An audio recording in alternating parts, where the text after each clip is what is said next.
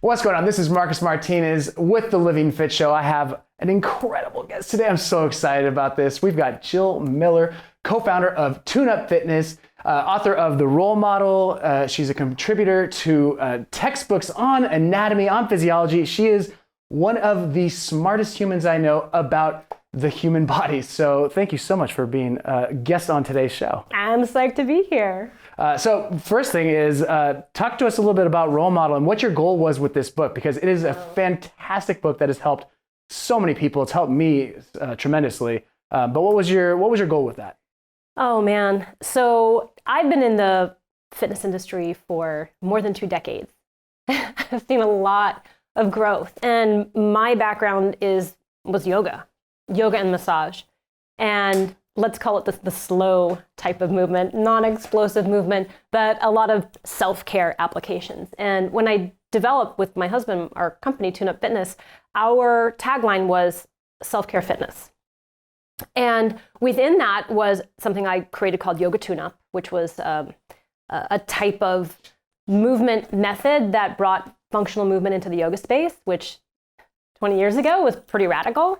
But within that, one of the elements that I brought into the classroom was massage balls, was small, grippy, pliable rubber balls, because one of the challenges with people trying to learn about joint articulations and the way their body moved was perceiving them.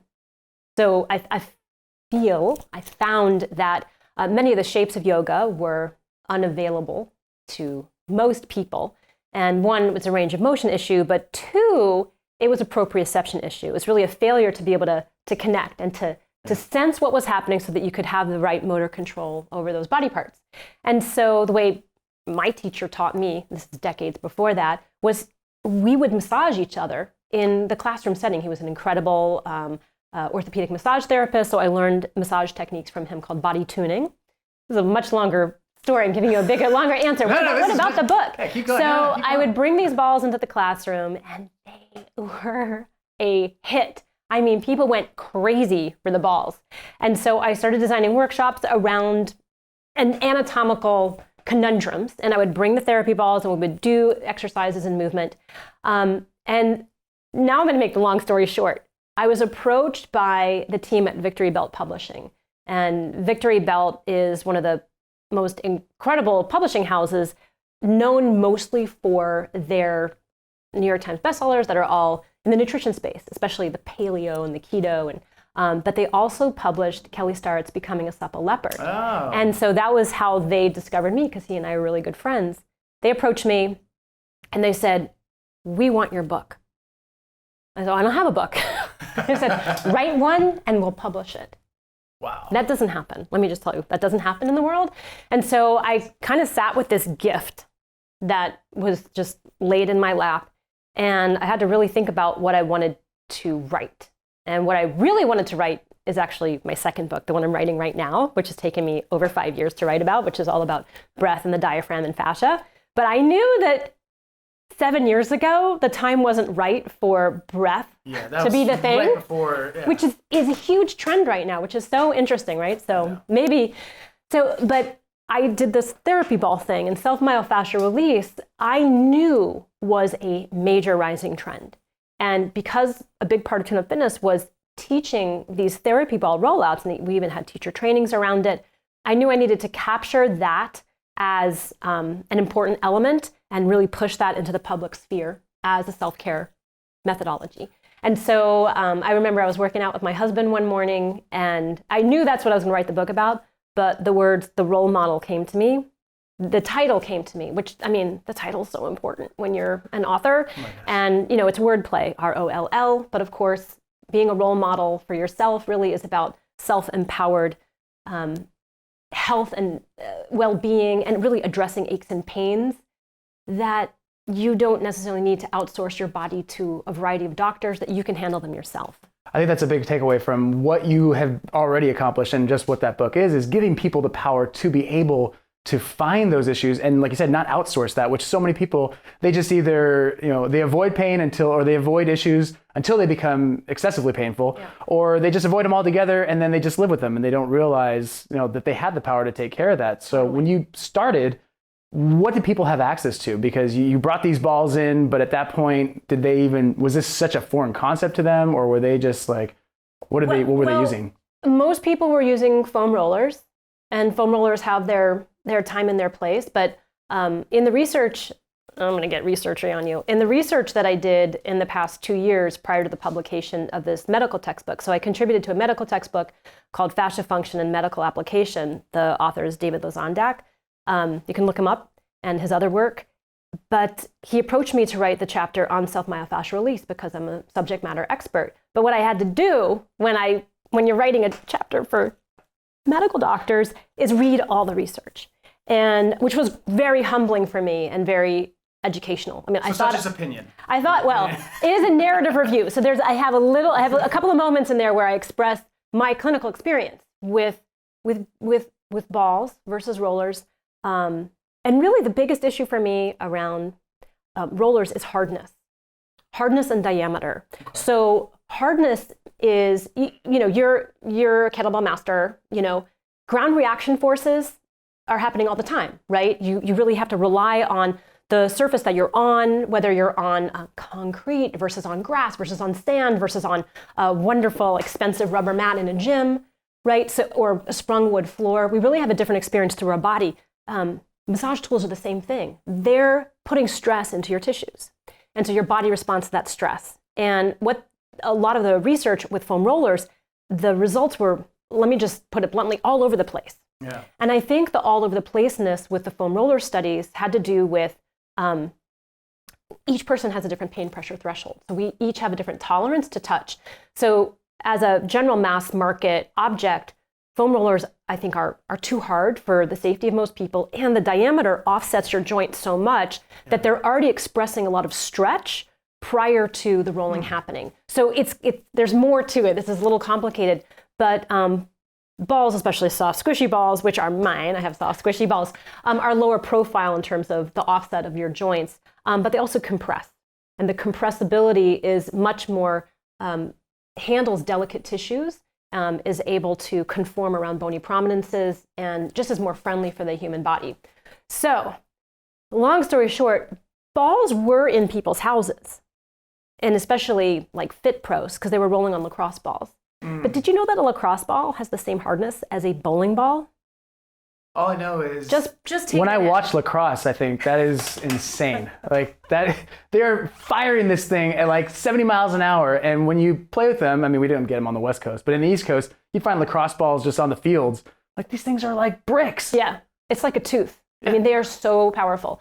So people just digging into them. And the thing is can you use them? Yes, you just have to know how to acclimate your response to threat, basically. So you have to be able to shut off some of the stress responses, and you can do tissue damage.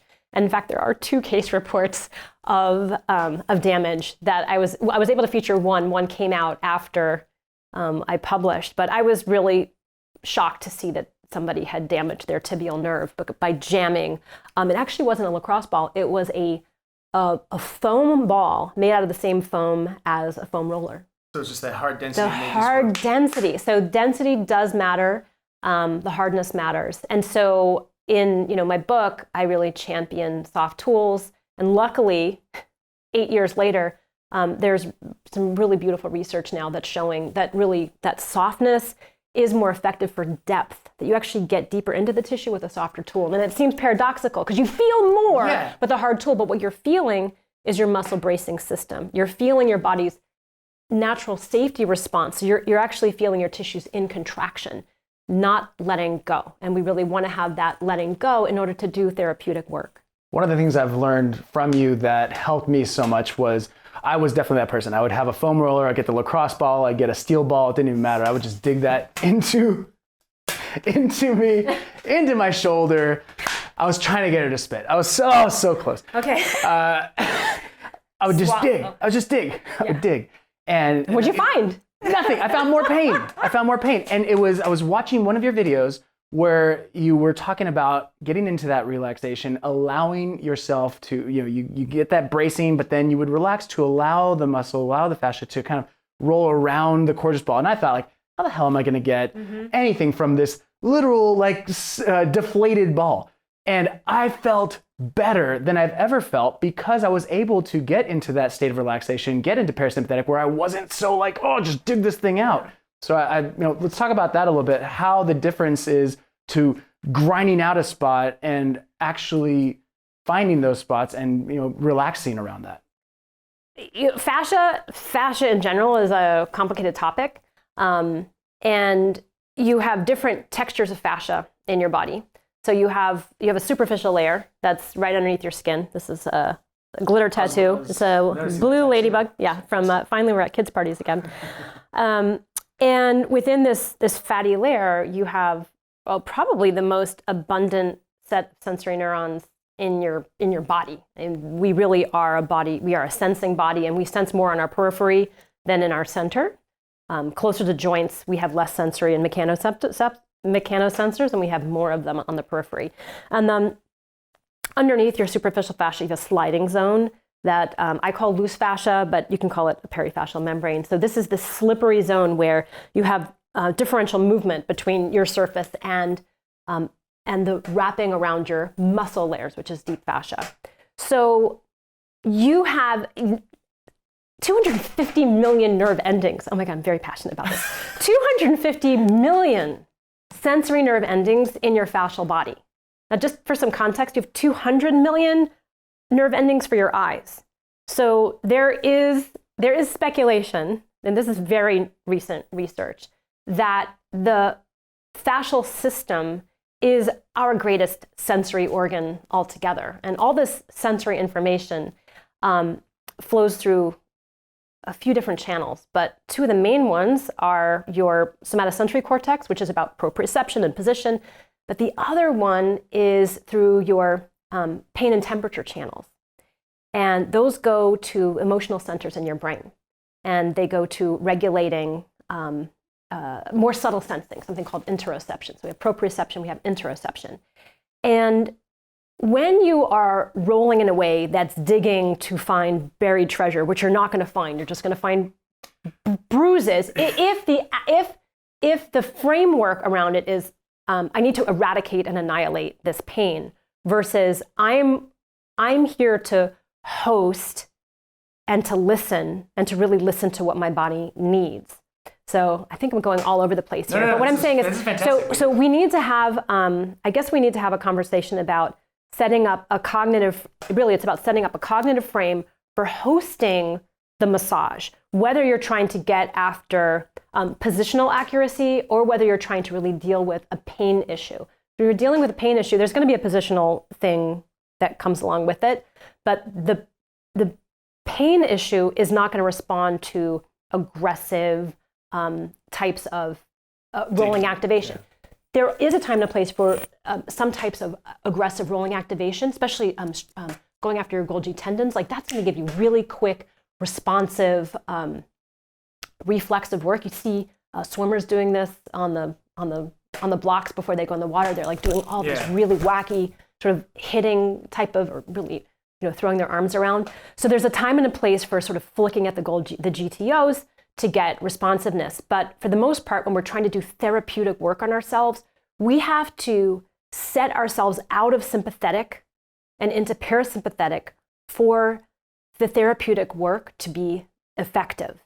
A massage therapist, I mean, if you've ever had a massage, when you get a massage, probably one of the things that you like the most is the deep relaxation response that you're able to get in because of what they're doing, how they're hosting, how they're helping you to get into parasympathetics.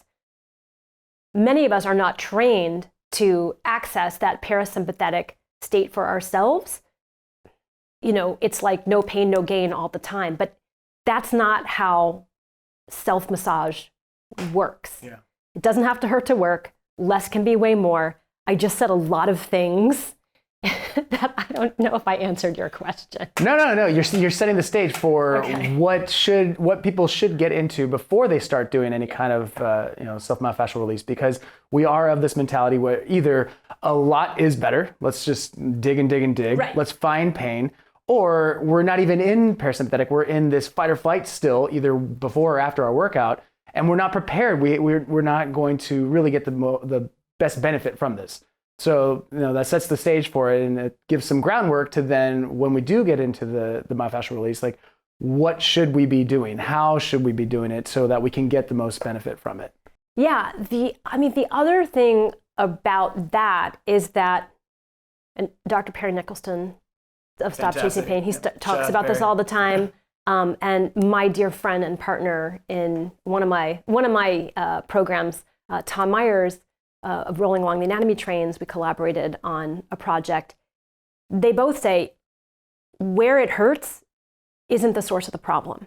And so when you understand not only the layers of fascia, but also the mapping of fascia throughout your body, you're really able to affect change in that site of inflammation, in that site of irritation, because very often it's coming from imbalances that are in that continuum of fascia or that kinetic chain or what have you, however you want to term it, or in that anatomy train. So, one of the things that, you can just get on a ball and roll the thing that hurts, and sometimes it just goes away.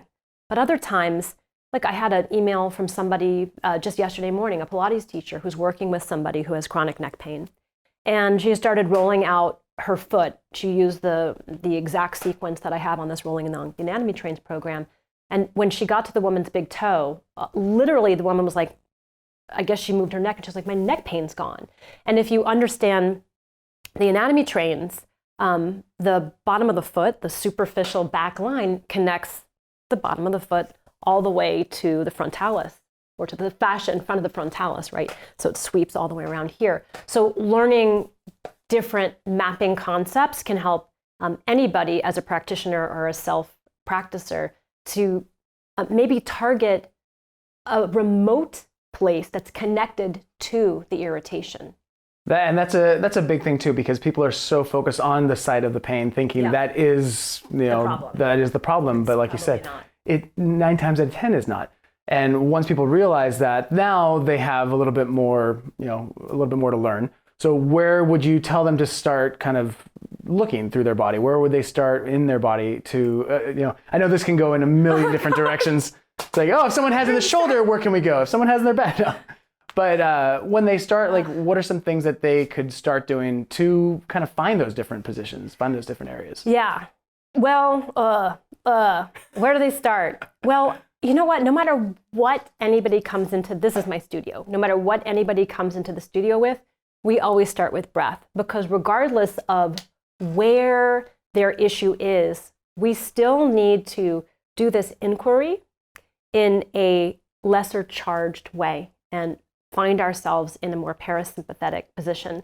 So I have something I call the 5 Ps that help bring on fundamental relaxation. And those 5 Ps are, number 1 is perspective. And so that's the mindset. That's like telling yourself, I allow myself to relax, or I am listening, or I am a safe place. And so this is a mental thing so that you can welcome all this sensory information. So we have perspective. Then there's place. It's important that you're in a place where you feel safe.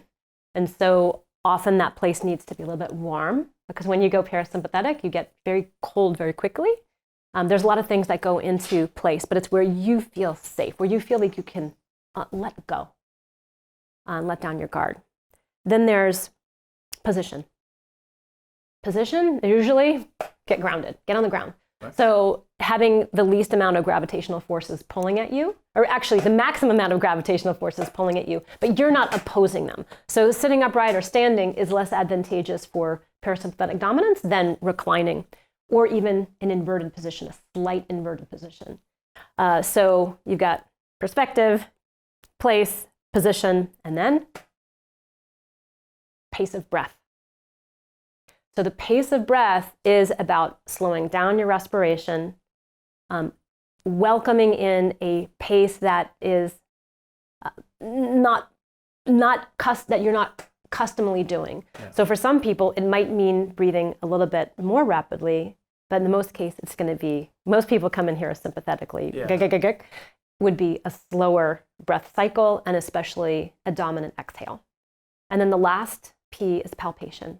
And that's where really curating appropriate pressure with therapy balls in different positions is going to help to bring out not only relaxation response, but also the therapeutic response that they're seeking. That's fantastic. I mean, just that setup right there is unlike what most people ever do. They just, like you say, you see someone in the gym, grab a foam roller, start rolling. And they're listening to Megadeth. And it's just like... They got some 9 Inch Nails going, and they're like, I don't know why I can't relax. It's crazy.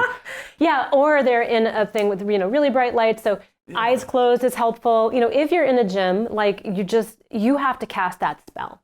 And that's why the frame, the mental frame of the perspective is so important, because you can I can totally become like a goblin inside of a crowd because I know how to flip those switches. Was that creepy? A little bit, but that works too. The meditation goblin. Right. The meditation goblin. Exactly. So how long would you say is a good, let's take the person that is relatively pain-free, or at least they think they're pain-free.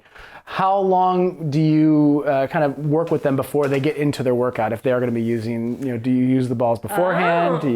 I love this question. Shall I roll before or shall I roll after? Which one is right? Yeah. Well, what's so crazy about your body is it's so unique to you.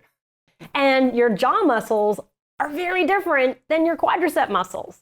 So what's the time threshold? Like if I have a shoulder problem, I might need to work on my jaw to help release that fascial chain, right? So I can work on my jaw pretty quickly. If I'm going to work on my shoulder, it's going to take me longer. Why? Bigger, chunkier muscles. So I don't have a definitive answer because I really need to help that person. Yeah. But everybody wants a time threshold. And my favorite formula is one that Kelly says, which is roll until you make change or until you stop making change. So what science says right now, so far, is around the 90-second mark is probably the right amount of rolling in one place. So that's a static position. So static pressure for 90 seconds will elicit some change at a cellular level. But most people aren't just putting it in one place. They're actually including joint movements along with it. So I tend to roll for less time prior, and I go to my trouble spots. Why? Because I sleep weird. I can't predict how I'm going to sleep. I also have toddlers that wake me up in the middle of the night. So got to do what I got to do. I spend a lot of time at the computer and on my phone. Why? I'm an entrepreneur. I own my business. I communicate 90% of my day through the computer, writing a book. So I have to deal with my computer fatigue. So I'll erase that. Like I'll use the therapy balls to kind of like get that scrum off, and then I'll ramp my way up through dynamic warm-ups and then to whatever my exercise is for the day. However, post-exercise, and by the way, in terms of the research on self-myofascial release, talks about rolling, and I can actually quote research from my balls because a neurophysiologist, a doctor of neurophysiology named Dr. Robin Capobianco, did use my therapy balls for her thesis, for her dissertation, and she ended up getting published in the Journal of Sports Sciences and the European Journal of Sports Sciences. Oh, wow. And one of the things she showed with her protocols that she was testing was that she was having people do calf stretches, right? So there's a lot of published research about stretch-induced force deficit, that if you're doing isometric stretching for a long period of time, you don't have really quick reaction times after. It kind of deadens your torque, increases range of motion, but it deadens the torque. So what she did was she had people stretch. There was a stretch-only group, and then she had a stretch, roll, stretch, roll, stretch, roll. So they did 3 rounds of this. And all the people in the stretch group, they increased their range of motion as predicted, and they all lost force. Everybody in the stretch and roll group increased range of motion more than the stretch only group. But the surprising thing was they all increased their torque. And the greatest increase was people over age 45. Interesting. So, which is amazing because as we age, we really lose some of the elasticity in our ankles, and slip and falls are the most deadly accident that people over 80 experience. So they frequently lead to death. Once you crack a hip at that age, it is mortal. So it's really interesting to see that, we lose elasticity as we age. That's one of the things that happens as your fascial body changes. But that rolling, allowed for that elasticity to come back, but also allowed for force production. What was the time frame on those? Because I mean, I feel like that was growing up. It was very much stretch before you work out. Now we're realizing, no, don't stretch before you work out. Don't stretch before sports. But how long were they stretching in conjunction with the? She retested them. I'm pretty sure she retested them at, oh God, I'd have to look. I can give you a link. But I know that the end time was 15 minutes of the retest. Okay. But I think a few people hung around the lab 30 minutes after. And so she got to retest people and they still maintained it.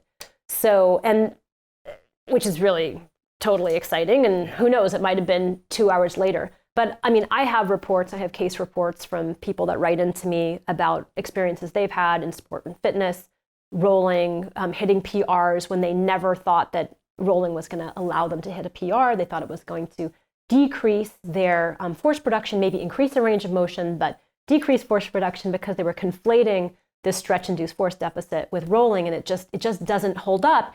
But the question is why? So why is rolling allowing more strength to show up in a muscle? And Robin actually went to Belgium and she tested muscle spindle reflexes and she tested Golgi spindle reflexes, and neither one of them gave her conclusive information because she figured it's something in the sensory neurons. There's something going on there. That's why she's a neurophysiologist. And what her guesstimate is that, remember how I mentioned there's 250 million sensory neurons in your fascia? And many of these are unmyelinated, and many of these interstitial neurons, you don't quite know what they're doing there, but they're providing some information to your brain that's allowing for your motor control of those areas to be more efficient and more powerful. They don't know why, but what we get to say is, it's probably in the fascia, silly. So then I can be happy about that. But we just don't know because there aren't tests yet for all these different interstitial neurons, sensory neurons. Well, it's like the depths of the ocean. I mean, there's so much to traverse. Like, how can we figure it all out at once? I mean, we're still learning as we go on this. So it's so incredible. I mean, just what you've already done with this and how obviously passionate you are. What got you this passion? Like, what got you so excited about this? I mean, 20 years ago, 40 or whenever you started working with your yoga instructor, obviously paved the way. But what did you start to notice, and what got you just even more excited as you kept finding out stuff? I think when I really look all of it, why I'm here, why I study what I study, what I'm passionate about, really has to do with my own childhood trauma. I mean, it's really my own damage that's brought me here to these interests. So just feeling that physical change and what that did to you emotionally, how that's helped you. What would you say has been the most helpful in that that journey? Yeah. So I was bulimic from age 17 to 21. And I was extremely disconnected from my abdomen. I mean, I had no feelings here at all. And I confessed this to a yoga teacher so I was in college early. I skipped first grade. Like, I went to school for like 3 weeks in first grade, and the teacher was like, can't handle this girl. She's got to go to second grade. So I got pushed. They don't do that anymore. No. They don't do that anymore. So, right. So, I probably missed a year of social emotional growth, and I had to like leap into being with older kids and then, academically dealing with this. I remember getting D's my first week in second grade where I'd never, had a D. That's not my burden. That's not the thing. But there are part of that is probably one of the elements that led me to extreme perfectionism and a feeling of never being at home, and which had to do with a lot of divorces and a lot of moves and never being settled. So I took it out of myself, right? And so one thing I could control was my food. And when I confessed to a yoga teacher when I was 17, she said, lay on this thing. And she handed me, it was like a beanbag-like prop that they used in the Iyengar system. And this beanbag was filled with sand, and really it was for headstands. But she said, lay on it on your abdomen and breathe. And so I laid on this thing and I breathed, and I felt things in my abdomen. I felt all the things. I felt absolute just agony, visceral pain, feelings that I had been running from. And when I mean visceral pain, I mean true visceral pain, but I also felt all of the emotions that had been stuffing in there for whatever, 17 years. And then I knew that there was something into that. I knew there was something really important in what I was experiencing there. So I started to roll up a hand towel every morning. I would wake up, roll up the hand towel, and make it look like a cinnamon bun or a honey bun, which is, I'm from New Orleans, so we call them honey buns. Well, honey buns are different than cinnamon buns, but you don't have honey buns out in California? This is cinnamon bun town here, so. Cinnamon rolls. So I would lay on this towel and I would move it in different areas of my abdomen. And you would just hold on to that spot? You would sit in there until, like you said, until illicit change or until change stopped, or would you a certain time frame? Breathe, and I would listen, and I would feel, and I would heal. I mean, this is what helped me to heal. I went to therapists, but talking it out didn't make the moves in me, the emotional moves that somehow the pressure and the contact and making space for my feelings, finally, I could make them for myself. I could make the space. Especially in a vulnerable place like your gut, which we're always trying to protect. Oh, yeah. And especially as a woman who was also studying dance and all the stuff with that. And all my friends had eating disorders. I mean, we were, this one was anorexic, that one was bulimic, this one was using, so it was just like you're enabling each other at that point in time. But anyway, this really was the key. And so I started studying massage outside of school. I started doing work study at a shiatsu school. And then that led me to a place in New York called the Omega Institute. And I did work study, and you work for free and they feed you. So I'd lived there for 4 summers in the woods. And that was really absolved me of the acting out. But then that's when the real healing has to start. You have to really rebuild yourself. And I met my teacher there. His name is Glenn Black. And he taught me pretty much everything he knew. And then I still connected to him this day. And then I just sought additional teachers and education, and never intended to be a teacher. That wasn't my goal. I was just trying to heal. Interesting. And I love that, how that just in your own healing process, you've been able to create this system and create these products that have helped, people all over. Well, that's what's interesting is for me, I was studying about to heal my emotional wounds. But it helps you if your elbow hurts or you tweaked your wrist or or you got TMJ or you got foot pain.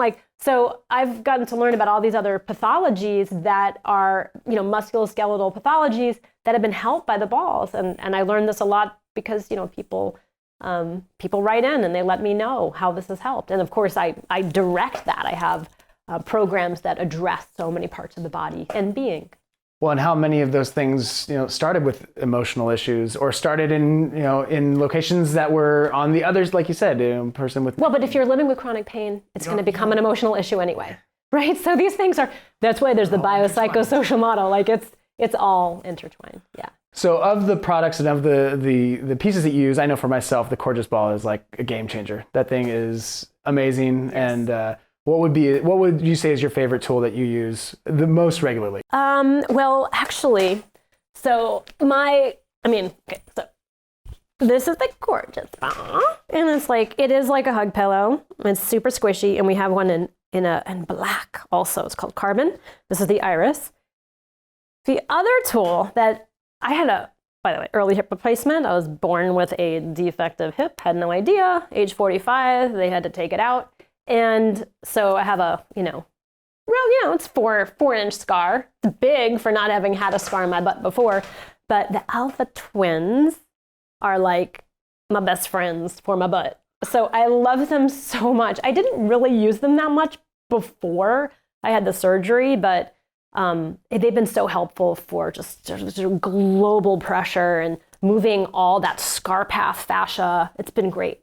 So this is my other love. I mean, they're all my favorites, but these are my children. I have found that I really have bonded with the Alpha twins when I never thought I would, because I'm so small. I'm a tiny person. And we really designed these for our football players. That was the one. That was the first one I got. Was just one of those. I didn't even get the twins, so now I know. And I got to step up my game. Oh, I'll give you some time. I'll get you some twins.